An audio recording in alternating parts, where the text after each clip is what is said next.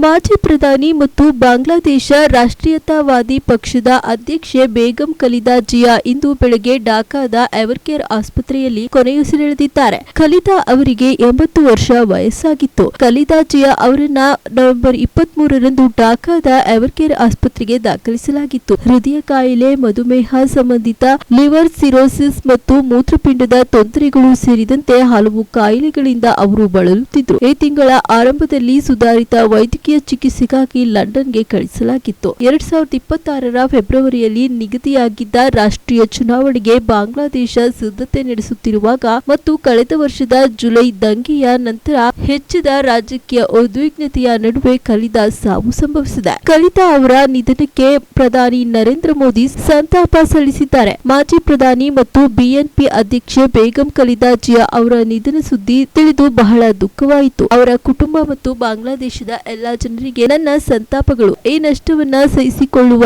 ಶಕ್ತಿಯನ್ನ ದೇವರು ಅವರ ಕುಟುಂಬಕ್ಕೆ ಕರುಣಿಸಲಿ. ಬಾಂಗ್ಲಾದೇಶದ ಮೊದಲ ಮಹಿಳಾ ಪ್ರಧಾನಿಯಾಗಿ ಬಾಂಗ್ಲಾ ಅಭಿವೃದ್ಧಿ ಹಾಗೂ ಭಾರತ ಬಾಂಗ್ಲಾದೇಶ ಸಂಬಂಧಗಳಿಗೆ ಅವರು ನೀಡಿದ ಪ್ರಮುಖ ಕೊಡುಗೆಗಳು ಯಾವಾಗಲೂ ಸ್ಮರಣೀಯ. 2015ರಲ್ಲಿ ಢಾಕಾದಲ್ಲಿ ಅವರೊಂದಿಗಿನ ನನ್ನ ಆತ್ಮೀಯ ಭೇಟಿಯನ್ನ ನಾನು ನೆನಪಿಸಿಕೊಳ್ಳುತ್ತೇನೆ ಎಂದು ಸಾಮಾಜಿಕ ಜಾಲತಾಣ ಎಕ್ಸ್ ನಲ್ಲಿ ಪೋಸ್ಟ್ ಮಾಡಿದ್ದಾರೆ.